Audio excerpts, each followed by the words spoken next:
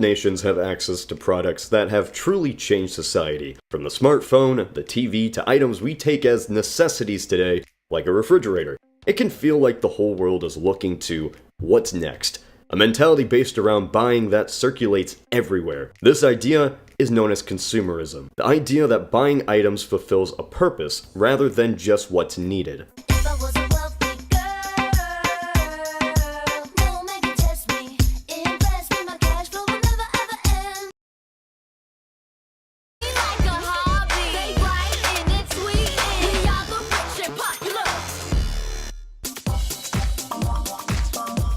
Past research has already shown that exposure to money cues can decrease one's ability to savor experiences and increase one's desire for solitude.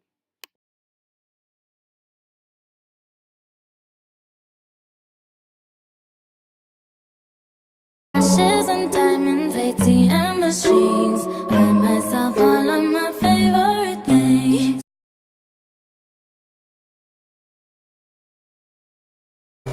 To a certain group of people in New York, status is everything.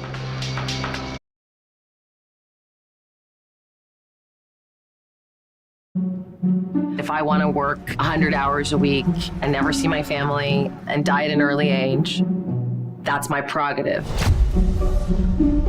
I would have money as big as this room.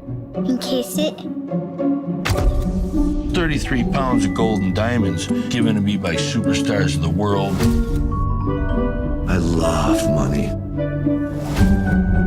Come to me. I've been a photographer for 25 years, with my lens focused on wealth. I noticed that no matter how much people had, they still want more. I want to figure out why our obsession with wealth has grown. It seemed to be a shift in the American dream. I know the names of the Kardashians better than I know the names of my neighbors. This fictitious lifestyle fuels this sense of inadequacy. I have the classic Birkin in almost every color. The bags start 20,000, go up. I realized wealth was much more than money. It was whatever gave us value. Fame, sex, even plastic surgery for dogs. It's kind of like the end of Rome. Societies accrue their greatest wealth at the moment that they face death. If you look great and you have a nice car, I'm all for it. But at the expense of what? You sell your soul to the devil. You're so hungry for it, you're blinded. I am on the FBI most wanted list. All of us are following a toxic dream. If you think that money will buy you anything and everything, you've never, ever had money. Dollars, dinero, money is what it takes.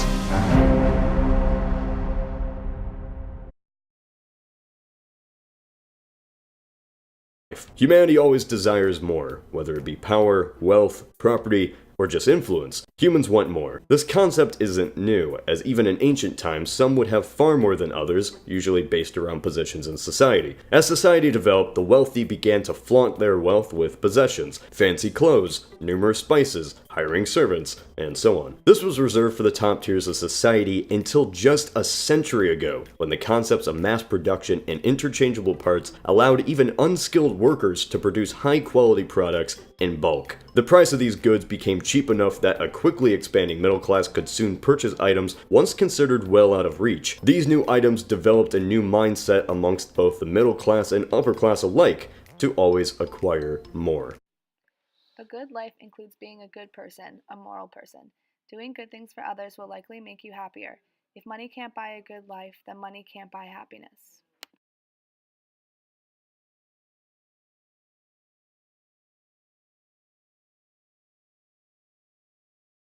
The Upper East Side was like something from Fitzgerald or Thackeray.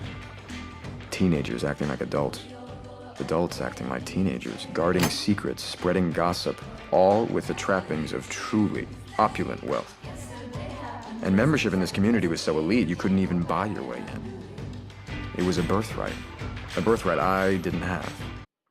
A recent study conducted by two Emory University economic professors provides more evidence, documented by formal research, that money can't buy happiness, or to be more precise, that spending a lot of money on a lavish wedding doesn't make a couple's future prospects for happiness any more likely than spending less. What they found in their study of over 3,000 individuals was that those couples that opted for the higher cost weddings were 1.6 times more likely to divorce than those who paid under $10,000 for their weddings.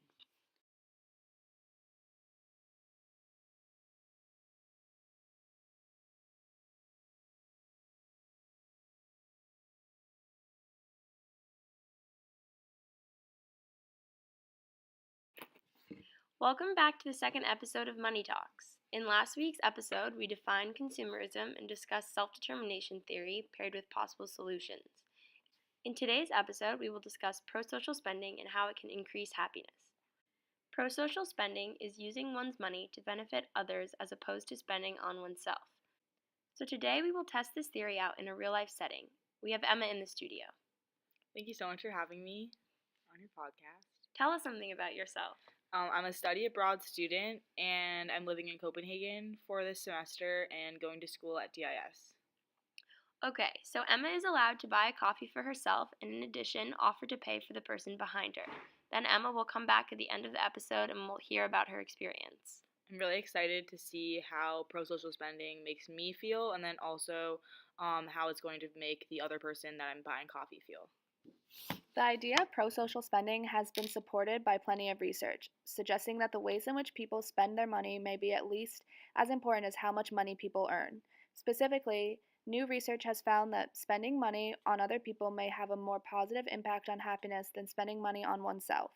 Providing converging evidence for this hypothesis, research has found that spending more of one's income on others predicted greater happiness both cross-sectionally, which means in a nationally represented survey study, and longitudinally, in a field study of windfall spending.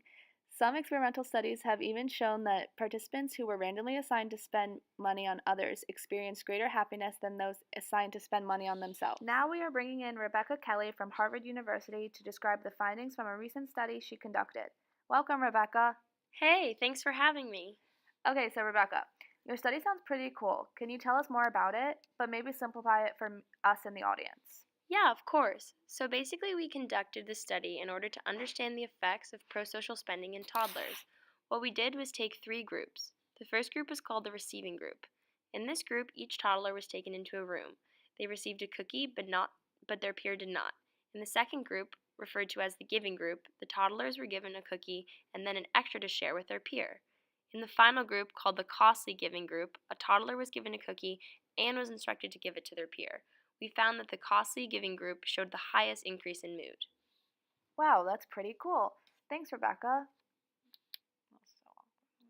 It's pretty interesting to see how toddlers and such young kids can also really benefit from pro-social spending.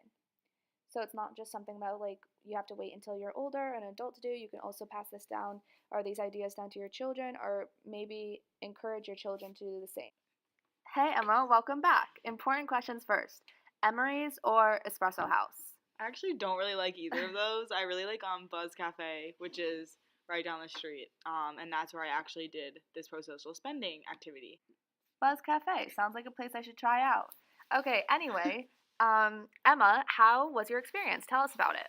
I actually really enjoyed this pro-social spending activity intervention just because I felt really, really good after, and my whole entire day was kind of influenced just because I felt like a lightness knowing that I did something that touched someone's heart. So I bought my coffee, and then after that, there was a girl next to me who could have been Danish or a study abroad student. I couldn't really tell, but she was so surprised and thanked me like 50 times, and it just was such a good experience because it really made me realize that sometimes it's not just what you're doing for yourself, but if you actually do it for someone else, it feels so much better and it sticks with you for way longer than just buying yourself a coffee.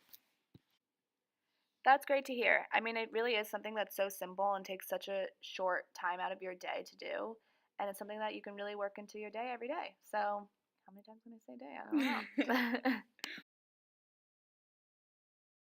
know. Yeah, thank you so much for having me. This was really an amazing experience, and I feel like I'm a lot more likely to use pro-social spending in my life in the future as well. Okay, so to wrap up this week's episode, we just want to remind everyone, whether you're in the US currently or are studying abroad like Emma, participating in pro-social spending like this is proven to increase happiness. If you don't have the money to buy someone else coffee, you can also do something as simple as giving someone directions if they look lost or helping someone with their groceries. Even though Emma had a positive experience buying someone coffee, this intervention might not work for you. You don't have to buy someone something every day in order to pay it forward. Life is about balance, and treating yourself every once in a while isn't a bad thing. Tune in next week where we will discuss how to gain happiness from experience rather than from materialistic things.